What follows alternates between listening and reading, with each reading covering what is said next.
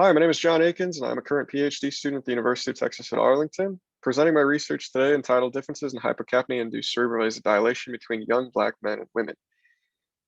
Cerebrovascular diseases are an ongoing public health crisis that needs better understanding. Indeed, cerebrovascular diseases are often manifested as a side effect of reduced cerebral blood flow, which ultimately reduces oxygen and nutrient delivery to the brain and causes increases in the risk of things like transient ischemic attack, stroke, Alzheimer's, and decreased cognitive performance.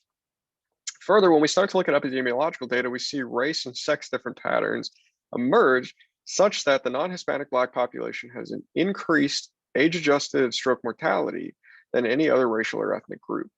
Further, when we look at the sex differences in these populations, we see that although the non-Hispanic Black women have an augmented age-adjusted mortality from stroke compared to any other group, we see that they're somewhat protected versus the non-Hispanic Black men.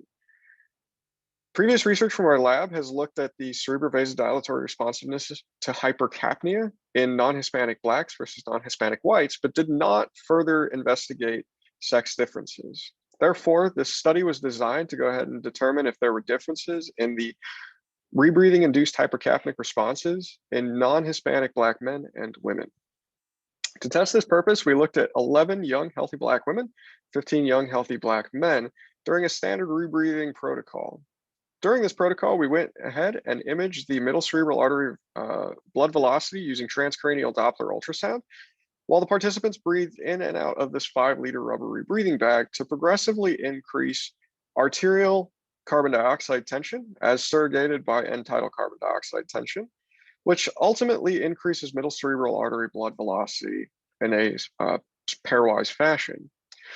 When normalized for blood pressure, we can also look at the vasodilatory responsiveness as cutaneous vascular conductance index and get a better idea of how this responsiveness is occurring across the rebreathing protocol. When looking at the data, we see that there's no difference in the mean arterial pressure response across the protocol in the men and the women, men in blue, women in orange. However, we do see that in our absolute CVCI, or cerebrovascular conductance index, that at all stages of hypercapnia, the Black women have a much greater vasodilatory responsiveness than the Black men. However, we do see this difference at baseline, and subsequently when we normalize for baseline, we still see that increased vasodilatory responsiveness in the Black women compared to the Black men. Ultimately, these data suggest that young Black women exhibit a greater cerebral vasodilatory responsiveness to hypercapnia than non-Hispanic Black men.